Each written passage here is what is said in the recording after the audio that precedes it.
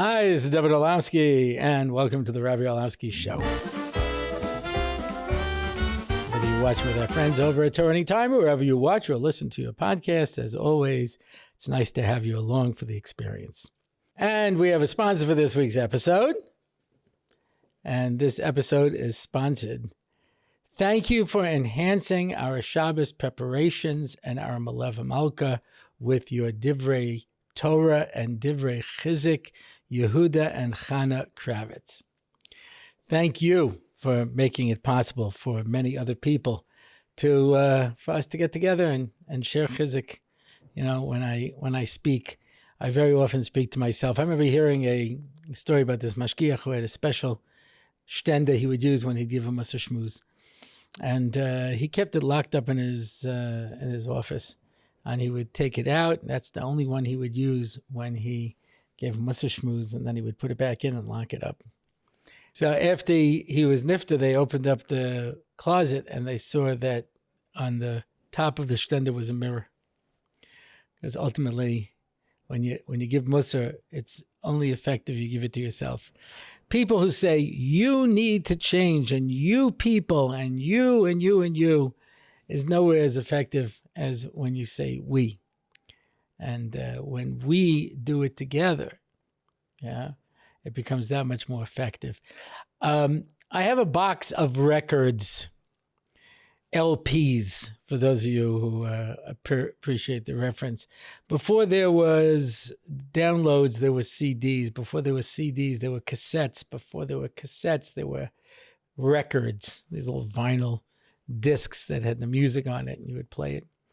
And I haven't brought myself to get rid of them, nor can I find a record player. But one of them was the comedy album put out by Don Knotts.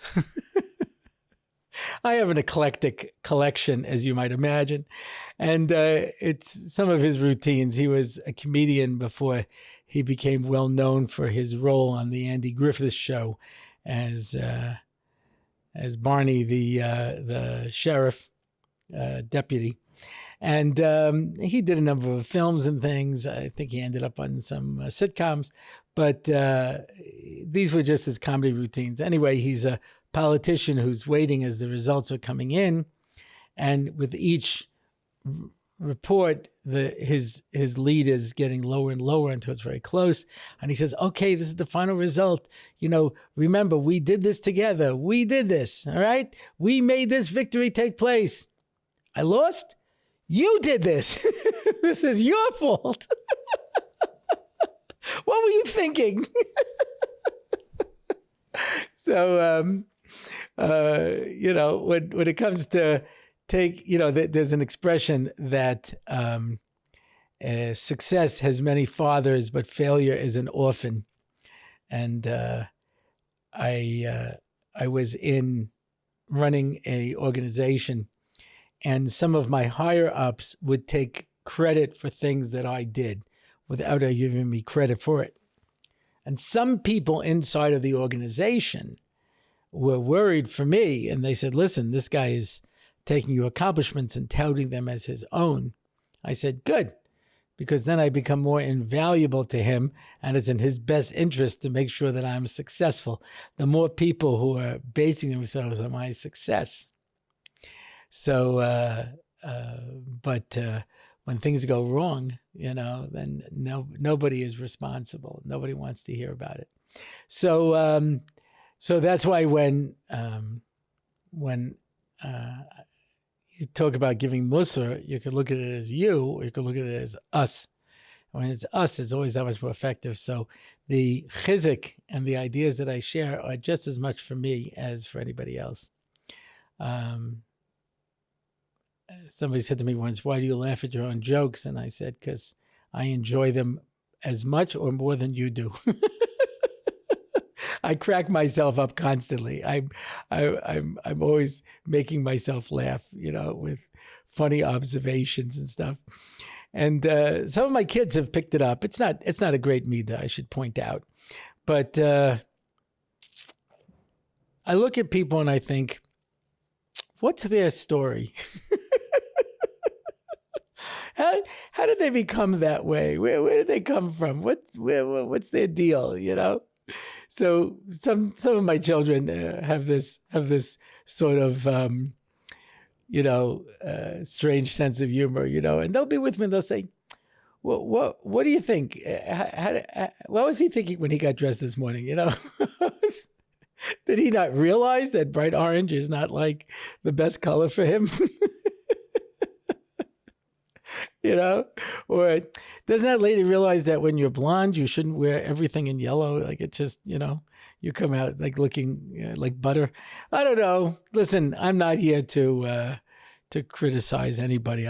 You look and you observe, and that's the whole area known as observational comedy. But it's based on looking at what you see and seeing the humor in it and allowing yourself to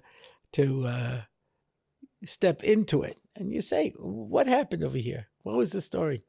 That was one of my favorite things when I was a kid. They would show you a picture and they would ask a bunch of questions. Why did the person do this? Why do you think the person did this? It's all speculation on your part,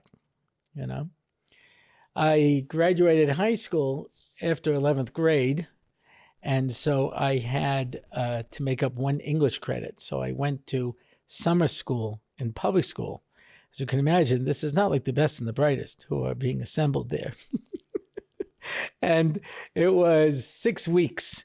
So I took 2 3-week courses and 1 6-week course. The 6-week course was drama. And the only character most of these guys were able to play would have been Stanley Kowalski in The Streetcar Named Desire. They were not like versatile actors. So I remember we performed Thornton Wilder's Our Town, and I had, of course, the largest role, which was the narrator, and other people, they would take their little book up and read it. I am amazed at how things go. I, of course, went home and memorized my entire part and came in costume. I was way beyond. But one of the courses, I think it was called Cities, if I recall correctly. Anyway, there was a book of pictures. And the question was, take out 3 pictures from the book, and based on these pictures of cities, write an essay on what you, as an alien looking at these 3 pictures, conclude a city is. So there was a picture of a toddler in one of those swings that, with the chains and the thing to hold them in, and somebody doing that. There were 2 people playing chess behind this iron fence, those spiked iron fences like they have sometimes, metalwork. I forgot what the third one was. Oh, kids playing ball in a playground, with the chain link fence around it. And I said, based on these pictures, clearly a city is a prison. And I did a whole analysis of the pictures, why that should be. Anyway, there was one other kid there, a Jewish kid, who was also had a IQ higher than a Neanderthal, and he said, "You took those 3 pictures out of context. You this and that. It's not a fair description. You chose the." I said, "The assignment was to choose 3 pictures, and based upon this, come to a conclusion." So he says, "Yeah, but that was selective this and that," and I defended myself, and the teacher, who of course thought I was brilliant, I can't say I disagreed. He says, "Why are you defending yourself against him? You wrote a brilliant essay." And I said, "Why am I defending myself against you? I wrote a brilliant essay." I was only 16, but I already had the makings of what Rabbi Orlofsky would eventually turn into. Yeah, nature versus nurture. Hey, they both were there. But anyway, so you look at something and you see it. I've mentioned this before. One of the finest compliments I ever got was from a fellow who was a barrister in England. He's a high-level attorney. And he gave it up to become a storyteller. a questionable career move. And he would go around to fairs and parks and things, and he would tell stories and pass around the hat and collect it. That he was doing this just to find meaning. Eventually, he came to Israel, he became frum, and he used to come to my shiurim. So it's always fun when someone who has dedicated his life to doing something like this. I mentioned in the last podcast, Mordechai Shmata came to listen to me, and here's a fellow who has to write comedy columns for a living, coming to listen to me and see what I'm doing. So it's a lot of fun. But anyway, so he said, he went through my share. He says, what you do is hold up a funhouse mirror to life. You see yourself, but you're so distorted that you have to laugh. That's the idea. That's if you can look at life and see those little twists and observations. Anyway, so this is a very long introduction to the fact that, I also get chizuk from this podcast. And since I lost all my jobs to my wit and personality, this is basically all I do. I just, for an hour a week, I sit here and I talk. Now, the truth is, I do this all week. I just sit here in this chair in front of this bookcase, and I just keep talking. It's just they film it for an hour a week, but I could probably put out like 100 of these in the course of a week. Just me just sitting and talking. Somebody said to me, there's a guy in Eternity Time, he has hundreds and hundreds of recordings. I said, yeah, he just keeps the recording going, Here's dinner with Rabbi so-and-so. Here he is driving in the car, One time I recorded a shir and I forgot to turn it off, and the second half of the shir is me driving home, talking to my kids, and it's probably should not get out there because it was one of those, what did you think about this guy? Where, did you see this over here? What was he thinking? All right. So if you were with us last time, then you know that we're in a series through Pesach, wherein the Torah says there is an atbash where you can show that the day of the week that Aleph of Pesach, the first day of Pesach comes out, will be the same as Tuf, which is Tisha B'Av. Tisha B'Av will come out the same night. So if the Seder night this year is coming out Monday night, that means Tisha B'Av will be Monday night. And the Beis is the Shin. So if the second day of Pesach begins on a Tuesday night, then the Shin, which is Shavuos, will begin on a Tuesday night this year. That for you in America, or in Chutz La'aretz in general, will be difficult. I sometimes forget my English, Australian, and South African listeners, take them into account. And of course, since this is on Torah Anytime, those in Mozambique, I have to always mention them to follow along. But if you're outside of Eretz Yisrael, that means your Shavuos is going to be Wednesday and Thursday, and then you have an Erev Shabbos and a Shabbos. So we here have only one day. So it'll be Tuesday night, Wednesday, and then we have 2 days to get ready for Shabbos. A little easier. But anyway, so I offered a supposition last week. And the supposition that I offered was that it's not merely a mnemonic device, but there must be some relationship between the first day of Pesach and Tisha B'Av. That's what we talked about last time. If I'm right, like I say, I just made this up, then the second day of Pesach should correspond to Shavuos. There should be something inherent in the second day. So let's see if that's true. What is the second day of Pesach?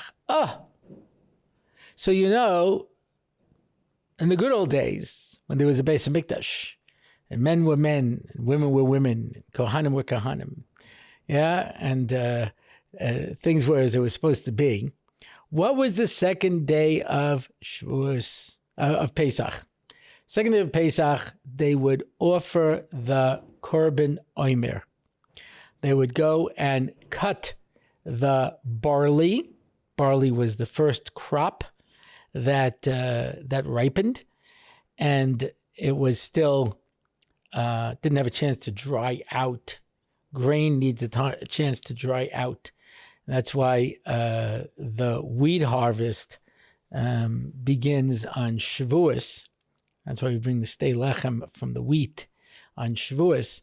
But the wheat harvest begins on Shavuos, and after they harvest and thresh and winnow, they leave the grain out in the field all summer to dry, because otherwise it will rot and it needs to dry. Now, obviously, if you don't live in a place where the climate's like Eretz Yisrael,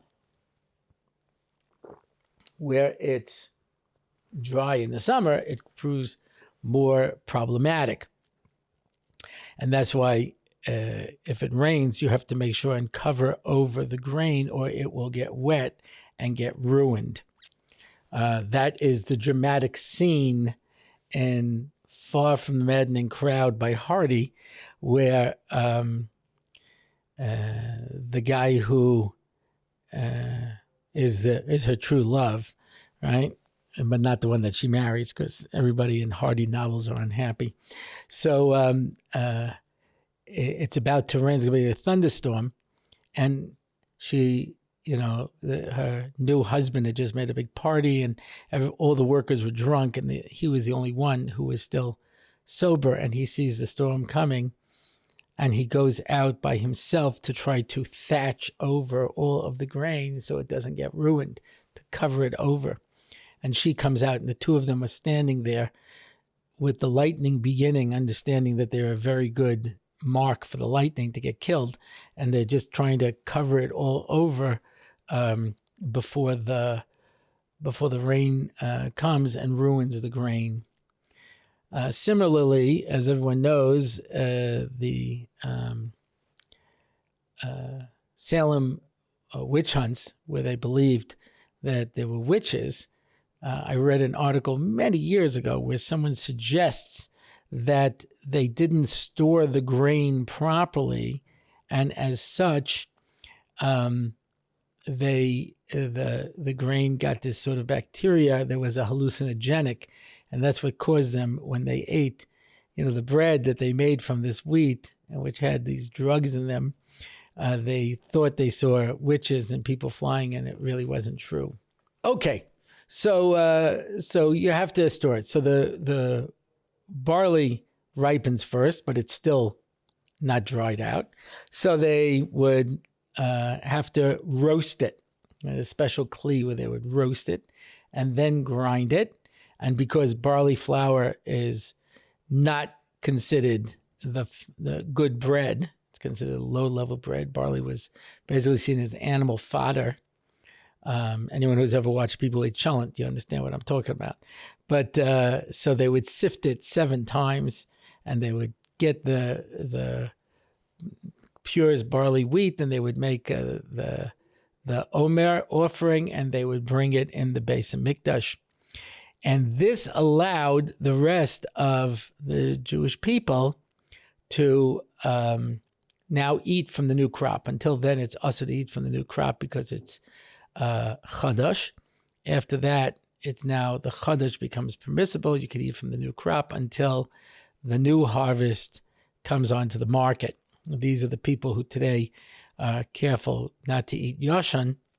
This is the Isser D'Oraisa that they're dealing with. I say Isser D'Oraisa, the Bach holds only in Eretz Yisrael.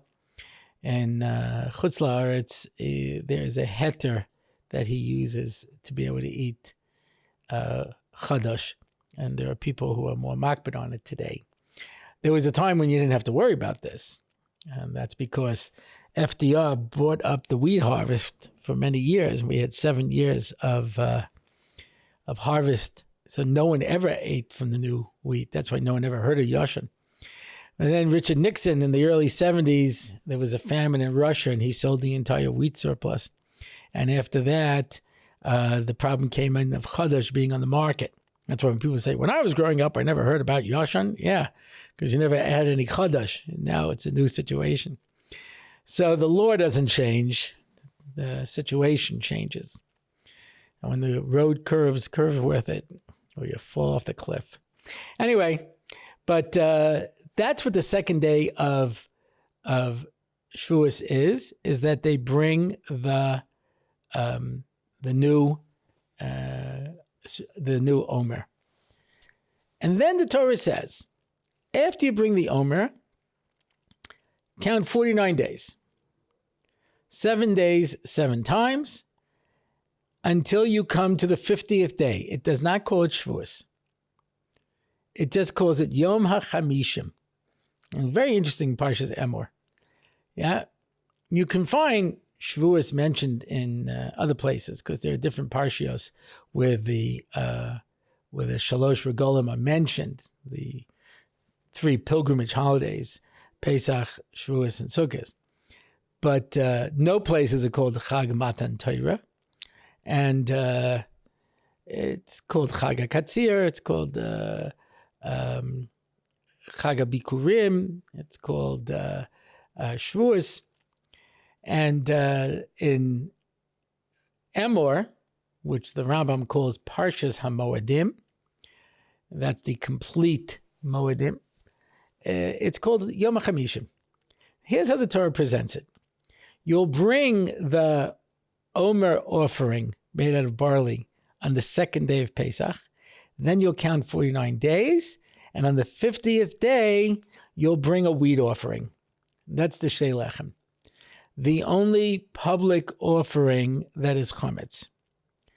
There's another one, and that is when you bring a korban toida, there are 40 loaves of bread, and 10 of the loaves of bread are chametz. But other than that, there's no chametz. The Beis Hamikdash was pesadik, except for these 2 loaves of bread that were chametz that were brought on Shavuos. So this much is clear. On the second day of Shavuos, we start counting to Shavuos. So it makes sense that the Bays of Pesach corresponds to Shavuos because the whole day is the beginning of the count to Shavuos. That's the preparation. Immediately after Pesach, Yom HaCharasai, the next day, you start counting to Shavuos. What's the concept of Sfiras Omer? What's the concept of this counting to be able to get there? And why does the Torah present it in the terms of the second day of Pesach when you bring your barley offering, and on the 50th day after that when you bring your wheat offering? Now, I should point out, because of this, Shavuos is the only yontif that does not have a date in the Torah. On Pesach, it says you'll shech korban Pesach on the 14th of Nisan, and you'll eat it on the 15th of Nisan, and that's Pesach. Shvi Shel Pesach gives you the date. Yeah, Sukkot on the 15th of Tishrei, Yom Kippur on the 10th of the month, Rosh Hashanah on the 1st of the month. The Torah gives names. The only one that doesn't have a date is Shavuos. It's the 50th day. And therefore, today our calendar is set. And so it comes out on Vav Sivan, right? Because we make Nisan 30 days and we make Iyar 29 days. But when they used to rely on Adim to determine, it could be both of those months with 29 days. Could be both of them with 30 days, which means that Shavuos could have come out on the 5th, 6th, or 7th of Sivan. We have it set, the calendar, but it doesn't have a date. It's only defined as the 50th day and the day when you bring the wheat offering. So let's understand what that means. What it means is, as Rabbi Kalish from Waterbury always tells his boys, respect the process. There's a process that you have to go through in order to become the people you're going to become. I remember I spoke in one of the schools I spoke in was a school for, guys who have issues. Yeah, issues with their frumkeit. And they're struggling, And I pointed out, you're the ones who are in yeshiva. Your friends are not. So you are the ones who are the committed ones, Anyway, I spoke. It was so interesting. They said to me, they'll listen maybe 10, 15 minutes and don't be upset if they talk or they play on their phones or whatever it is, because, they're not used to sitting through speeches. I spoke for a half an hour and nobody said a word. They all listened closely and were deeply moved. In fact, when I had to get to my next speech, I didn't take into account hugging time because these guys wanted to give me a hug afterwards because, apparently they liked what I had to say. But one guy said, I'm going to start a movement here in the yeshiva on the derech. And I said, you're all on the derech. Everybody's on the derech. Some people get to travel on a superhighway, and some people have to take a dirt road. But everybody here is on a derech. Everybody's road may be different, but you're never off. There's no such thing as off the derech. Not until you're dead. As long as you're alive, you're on a derech. You'll see where it takes you. But everybody has their own journey. So you try to check your ticket, and you don't know what it means. Well, I get to sit on velvet and dine on fine cuisine. Or is my lot to sit on a hard wooden bench, wooden seat with just a dry crust of bread to eat? Something along those lines. A.B. Rottenberg's, everyone rides the train. Everyone gets on the train. Some people are in first class, some people are not. So everybody's on the road. Some people have an easier road and some people have a harder road, but everyone has a road. Anyway, so respect the process. We came out of Mitzrayim and we were on the 49th level of Tumah. And in order to get to Har Sinai and receive the Torah, we had to move up 49 levels. That was our journey. It took us 7 weeks to get there because every day we had to work on a different midah and a different aspect of our avodas Hashem that we needed to perfect. That's where we were going. That's what we had to accomplish. So when a person says, I remember this in Parsha Shmos, HaKadosh Baruch Hu told Moshe Rabbeinu right away, I'm taking them out of Mitzrayim to bring them to this mountain and give them the Torah. So getting the Torah was part and parcel of Yetzias Mitzrayim. And it's one of the 4 Lashonos of Geula. Yeah, I'm going to make you my people. That's the 4th step. And so Har Sinai was an integral part. Ad Kadei Kach, that the Ramban says that the whole Sfiras HaOmer period is basically like a big Chol Moed. From the 2nd day of Pesach, once we get out of Mitzrayim, we start the preparation. We go out of Mitzrayim and we're going to come to Har Sinai and get the Torah. Yeah, on the 50th day. This world is obviously indicated by the number 7. Yeah, there's 6 days and Shabbos, which is the 7th day that fills that box that we call the universe, that fills it up. That's always what 7 is. Yeah, you work for 6 years, and on the 7th year, you'll eat what you've worked with. 6 days a week you work, and on Shabbos you enjoy it. That's 7. So we go through 7 sevens. That's all we can do, positively and negatively. We only fell to the 49th level of Tumah because that's it. That's as much as we can do, fall all the way down. Never HaKadosh Baruch Hu lets us go, so then there's nothing left. But we can do a tremendous amount of damage, and we have to repair that.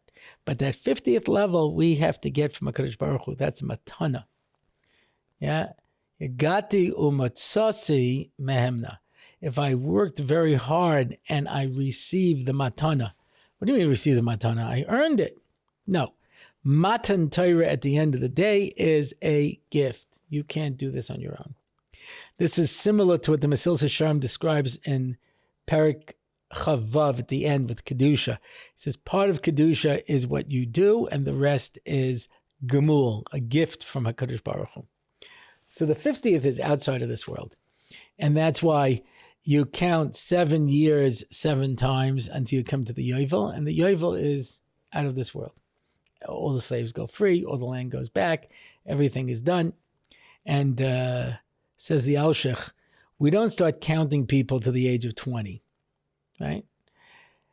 And then it says in Tehillim, the average life of a person is 70 years, which means your life is a yovel. And if you work those 49 years and you come to the 50th year, you move into a different world. You move to a different place. And that's that's the average lifespan. If you're 80, I remember when I turned 60, somebody said to me, well, 60 is not old. I said, Mishnah in Pirkei Avos disagrees with you. It says, Shishim lezikna, Shivim leseva, you are very old. Shmonim legvura, you must be really strong because we're surprised you're still here. Tishim leshuach, you're bent over and broken. And 100, as far as we're concerned, you're already dead. I don't know what you're still doing here. So that's it. Going by the normal functioning, I am halfway through the last decade of my life. After that, you go into overtime. Yeah. So that's what I always think is Shmonim Legvura. We're really surprised you're still here. So George Burns died just shy of his 100th birthday. He had booked a big show on his 100th birthday, and he said, I already have my opening line. Ladies and gentlemen, it's a pleasure to be here. At my age, it's a pleasure to be anywhere. You already built them in Olam. You don't count anymore at 100, So, of course, by Gedolei Torah, they play by different rules, right? Rabbi Akiva made it to 120. Moshe made it to 120. 120 is a different kind of beyond 100. I always thought that maybe you start counting at 20 and you get 2 yovels. That's what 120 is. But Rabbi Orlofsky just had a baby boy, just had a bris at the age of 88. He'll be 101 at the bar mitzvah. Mitzvah Hashem, so stark. So someone said, do you think he's going to make it to the bar mitzvah? I said, if you can have a baby at 88, you can have a bar mitzvah at 101. It's the same exact equation. So anyway, so the idea is that you reach the 50th day, that's outside of this world. So you understand what we're doing? We came out of Egypt and we had to work. We had to do 49 days to get there. That's what Sfiras HaOmer is. And that's why the beginning of Sfiras HaOmer is Nisan and the end of Sfiras HaOmer is Sivan. There's only 1 month that is completely Sfiras HaOmer. That's Iyar. And as the Or Gedalia points out, Nisan is Tleh, it's the sheep. And Sivan is Gemini, the twins.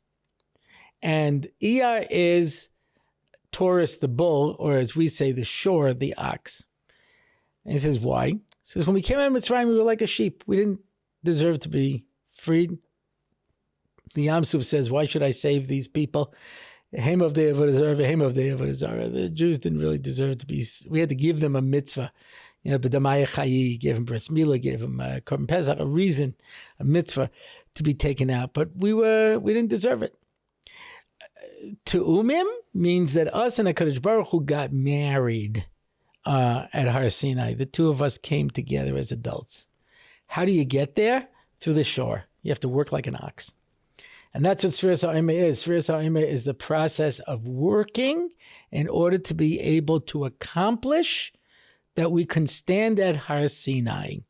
The Yom HaChamishim is out of this world. That I can't be responsible for. And the way we do this is by starting with the barley offering and ending with the wheat offering. Barley is animal food. And we come out on the lowest level like an animal, and we have to spend 7 weeks to turn ourselves into a mensch. And that's why the Sfiras HaOmer is the Derech Eretz Kadma Torah. And that's why the Bali Musa say that the Memches Dvarim, the 48 things you need to be Kona Torah, is what we're supposed to be working on these 49 days. 48, 49. That's because the last day you now have to chazah them all over and bring them all together and make them one. Yeah, but every day we're working on one of these midos in order to be able to make ourselves into the people who are going to be roi to be Makabel Torah. Hashem couldn't give us a Torah. There was no people to give it to. We had to take ourselves and turn ourselves into people, into mention. So the second day of Pesach is the beginning of the process that concludes with Shavuos. That's the Bash. That's the Beis Shin. That's why Shavuos comes out on the same day of the week as the second day of Pesach, because that's when we begin the process of preparing for Shavuos. Okay, and next time we'll do Rosh Hashanah. And now let's talk about the question and answer. The question and answers by Yaakov Mordechai Sussman. Do you actually not use a green screen? If so, can you take a sefer out of the shelves during the show, please? Sure, I can. Oh, look. Lavos Eish, which is, of course, written by my good friend, Rabbi Foya. Foya is fire. Eish, get it? Yeah. Here's my Sefer Chavetz Chaim by the day, which is so ripped up, I had to tape it back together. This is my Rishonim shelves. And these are my fancy Mishnayos and more Rishonim. This was the first Shas I got. Bought it for $35 in 1974 from Z. Berman. Rabbi Whale encouraged us to buy Svarim, and I bought out and bought a Shas. It has been through the mill. This is the little Shas that I bought because David Kaplan used to keep it in a box on his desk, and when someone would ask him a question, he would lift it up and say, I've got Shas on my fingertips. I can't actually use this because I can't see it even with my glasses. This is my Chassan Shas that my father-in-law got me, and V'kach. So yeah, it's all real. It's all real. Just like my muscles. So I think more work went into lifting the Svarim than my muscles. But okay. Next question. Okay, we took a number of questions and put them all together because they're basically the same question in different forms. Reminds me that Baruch Rabinowitz, when he was helping me in NCSY in Long Island, so one Sunday morning he did a question and answer for the kids, and everybody submitted questions. And he took all the ptakim and he says, okay, I'm going to divide this into two piles. Those that are asking about Nagia and everything else. The Nagia pile was larger. He says, okay, I'll deal with these first and then we'll deal with this. So these are all basically the same question. It's not about Nagia. Yeah, by Anonymous, how does one learn self-control? How can someone break the midah of overeating? What's the best way to control a taiva in general? These are three separate questions, but, it's the same aside. The first thing that I think is so incredibly important is that you have to want to. Everyone knows this. Someone who has an eating problem, and doesn't want to seriously change it, they will not be successful. They just won't.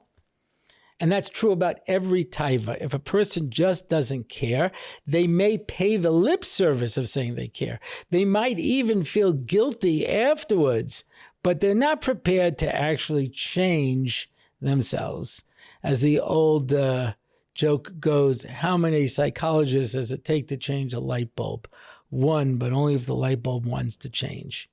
It's I have a friend, Ivan Lerner, who's a psychiatrist. It's just a social relationship. But he said to me that, people come to me for help. And after a couple of sessions, I see they're not serious. And I say, listen, I'm not going to see you anymore. And the person says, why? I'm paying. He says, You could decide at some point that I'm not helping you and end this relationship. I can do the same thing. I would rather help people who really want to help themselves. You're not serious. You think you are. You're willing to go through the motions, but you're not really ready to change. And that's why I knew a young lady, and she started dating in Shidduchim when she was 18. 18.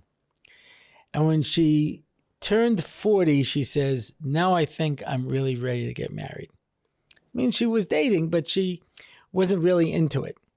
She says, now I think I'm really ready. That year, she got engaged. So a person has to, first of all, really want to change, because change is very hard. And if you don't really want to do it, you're just wasting your time. Don't even try. Just not even try. Because who am I kidding? You know? I remember seeing an email once that said, I miss going to the gym today. That makes 4 years. Okay, see, you're clearly not really serious about it. You know? Michael Freeman, who used to run the Harnof men's gym, he says, every now and then you'd see a guy come into the gym, and I could tell right away whether they're going to be successful or not, because they're not serious. And they may even come in and look like a gym rat. You know, they got all the outfits and the things, and they work really hard and you know. And he says, I know they're not going to last. It's a phase. He says, I see people come in and they're on the machines, you know, schlepping along a little bit. They're not really pushing themselves. They're not going to succeed. And sure enough, they give up because they're not getting anywhere, you know. It's the same thing with dieting. There are people who diet, and then any reason is a reason to go off their diet. Well, as one person said to me, I'm not opposed to eating healthy food as long as I can have, you know, my other food as well. So first you have to really want it. You have to be honest, because change is very hard. And if not, don't. You're just going to reinforce in yourself the fact that I can't change. Now, I had a machlekes with Michael, because Michael said you have to have a positive attitude. And I have a negative attitude, a terribly negative attitude about most things, but certainly about exercising. I hate exercising. I hate the exercise clothing. I hate going to the gym. I hate sweating. I hate working out. I hate every aspect of it. I don't mind when I was developing muscles. In fact, at one point I said to him, I said, my shirt is tight on me. And he says, yeah, because you've developed back and chest muscles, which you never had. And so you're filling up your shirt. Usually you only fill up the belly part. Now you're filling up the top part. I thought, oh my gosh, what a frightening concept. So I said, you know, my goal, you know, it says your goal should be to get yourself into shape and to be healthy. I said, my goal is to look like Captain America. I don't have to look like Thor. That's already, you know, beyond the pale. But I'd be happy with Captain America. I just don't want to look like Ant-Man, you know. But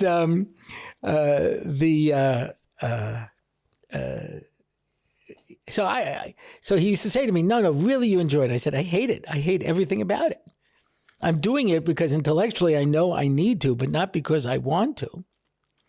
And he says, no, you know, and Rabbi Dr. Dovid Gottlieb from Or Sameach, he was on the treadmill. He was a professional runner at one point, apparently, because he's just running on that treadmill, you know. Now, he's a philosopher, you understand? You know, he's got his degree in philosophy, you know. So he says, look, Rabbi Gottlieb enjoys it, right? And Rabbi Gottlieb, as he's running, not out of breath at all, he able to hold a conversation. He goes, if they came out with a pill tomorrow that would guarantee perfect health without me advertising, without my exercising, I would stop it immediately. I said, one for me. You don't have to be happy about it. You have to enjoy it, but you have to be dedicated. You have to be serious. You know, when I first started losing weight, you know, someone came over to me and said, what's the secret? You know, and I said, I had diabetes. And I got diagnosed with diabetes. I said, you have to really believe you're going to die.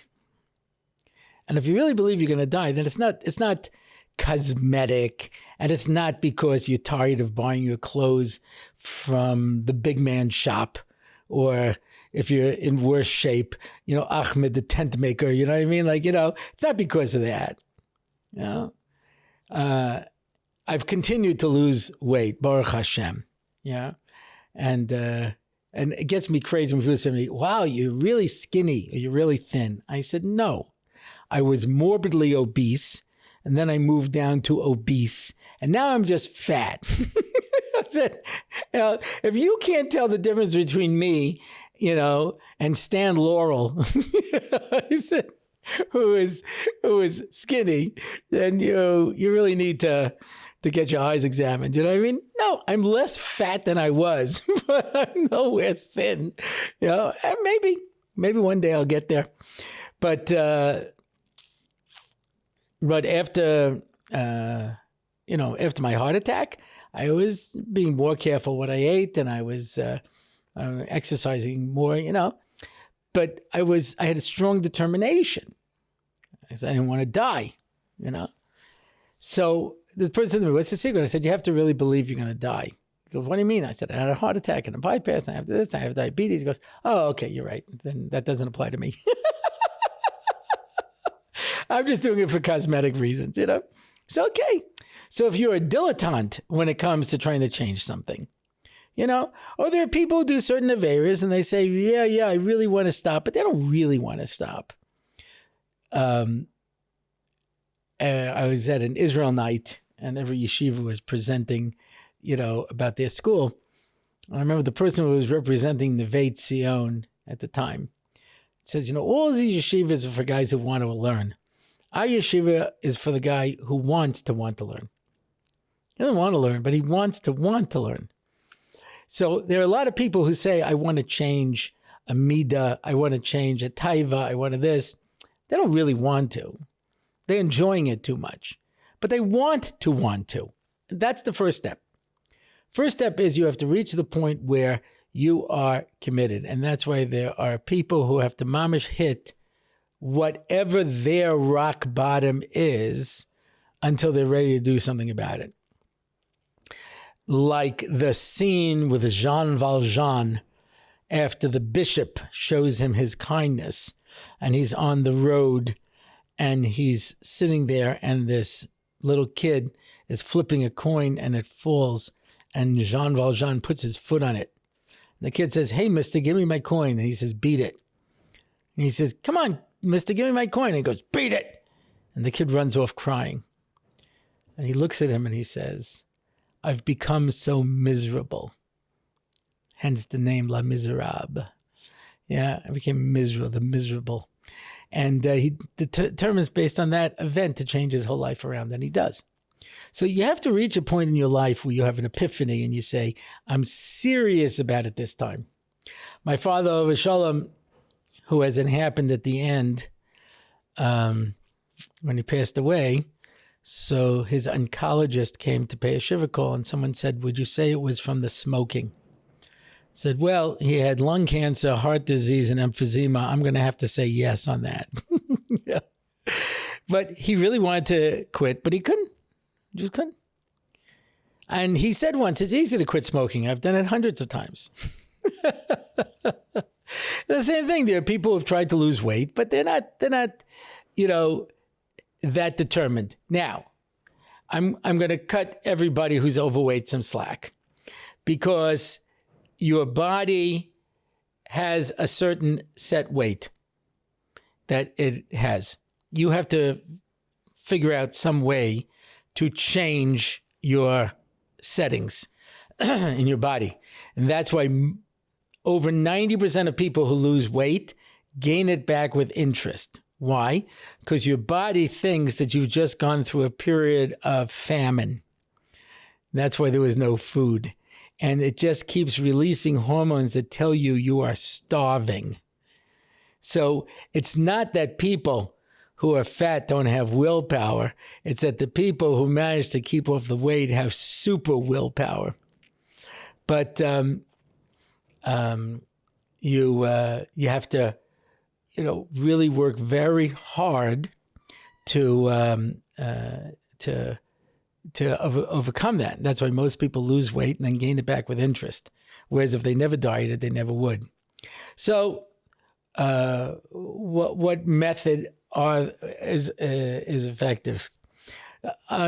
Unfortunately, the only proven methods I've found, because I've never met anyone who can stay on a diet for extended period of time and be successful. There is maybe 10%. 90% of the people can't. There's only two things that have proven successful that I have seen. One is the gastric bypass operation, which I am loath to recommend. I know a number of people who have done it and they lost the weight and kept it off.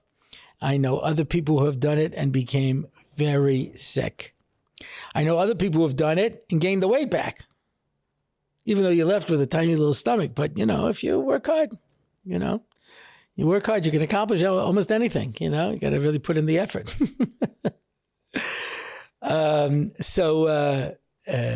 So that's one. The other one that seems to become very popular today is taking Ozempic. Now, I pointed out that I've I've been losing weight, but I get Ozempic because I'm a diabetic. And at some point, people figured out that it also helps you lose weight. And more people are coming forward that they're taking this or similar medications that help them to lose weight. And being overweight is unhealthy. And so if you take this, now, I cannot testify to the side effects, but if you're going to lose through one of the dieting methods, you need an iron will. Having said that, there are certain things that you can do to help it, i.e., don't hang around the kitchen. Don't keep junk food in the house. If you only buy healthy food and you're careful to avoid carbs and high-fat food, then if you do binge, it'll be on grilled chicken cutlets. Mistama, you'll be okay. Keep a lot of vegetables. There's a very difficult diet that is definitely successful. I was on it for a few months. I went off of it because we fat people always find an excuse to go off it. So I went off of it for Rosh Hashanah, and then I never got back on. It's the Dr. Furman diet, wherein you eat fruits, vegetables, nuts, seeds, and legumes. That's it. No meat, no chicken, no dairy, no cheese, no milk. You understand? No fish, no oil, nothing that makes your life happy. So what do you have? You have salads, and you have stir fries, and you have vegetable stews, and you have soups, which is basically just salad with water or more water or more water. Just how much water you add to your salad. If you add a lot, it's a soup. If you add a little bit, it's a stew. You don't add too much. And he points out that one of the reasons people are overweight is because they're starving, because they eat foods that do not give them the essential nutrients that they need. So their body is literally starving.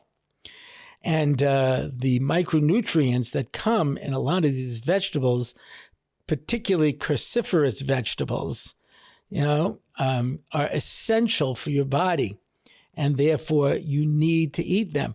So I would say even if you introduced 3 salads a day and the healthier vegetables into your diet, and you eat the other chazarai that you're eating, at least that'll get you the nutrients you need and you won't be starving.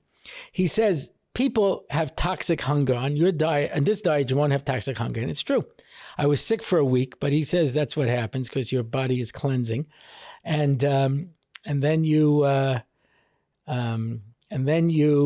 will never feel toxic hunger like you're starving. You'll be hungry, and I experienced that for 2 months. It was amazing. It's a lot of work because vegetables take a lot of preparation and all these things, but By other taivas, it's the same thing. You need the motivation.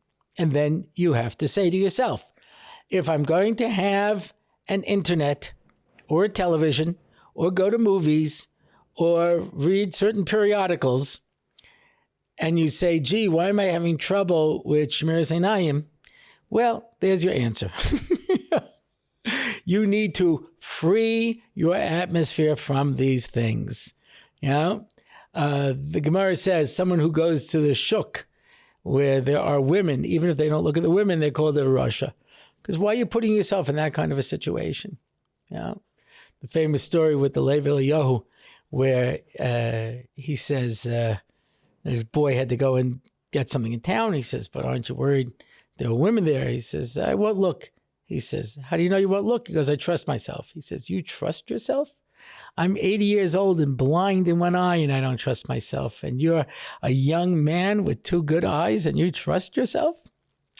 So it means don't put yourself in situations where you're going to be exposed to situations like that. Or, like I say, a person who has trouble with cheeseburgers should not be sitting in McDonald's, even to use the Wi-Fi. You understand? Don't put yourself in situations. So in all of these issues, when it comes to controlling taivas, it comes down to the same yesod, which is you have to really, really want to, and then you have to break it down into a method that I can use that'll be effective. And the third thing is you have to cut yourself some slack. No, nothing goes like this. The stock market doesn't go up like this. Nothing goes up like this. There's ups and downs. Sheva Yipal Tzaddik. The Tzaddik falls 7 times. The trick is to keep getting back up. And if when you mess up, you give up, that's why set reasonable goals and accept that you're going to fall. And that's where Cheshbon HaNefesh comes so in handy. Write down every time I was successful, every time I was not successful, and count how many times I was successful at this, overcoming this taiva, overcoming this problem, and how many times did I fail. And that's true about everything. We go back to the mushroom of the food. So write down everything you eat during the day, everything, because people are not conscious. People say to me, I didn't eat anything today. It's almost never true. But that's what they believe. They really believe it. So these are a few helpful advice and tips that hopefully will help you with your taivas. And that's it for this week. If you want to find out more about the show, you can go to my website, RabbiOrlofsky.com. You can leave a comment, ask a question. You can join one of my online shiurim. You can read one of my articles.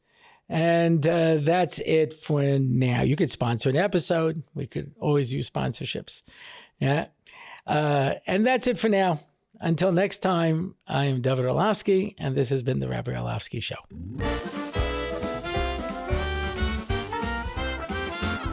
It's the Rabbi Orlofsky Show. Torah and Simcha, ready to go. It's the Rabbi Orlofsky Show. Knowledge and wisdom will help you grow.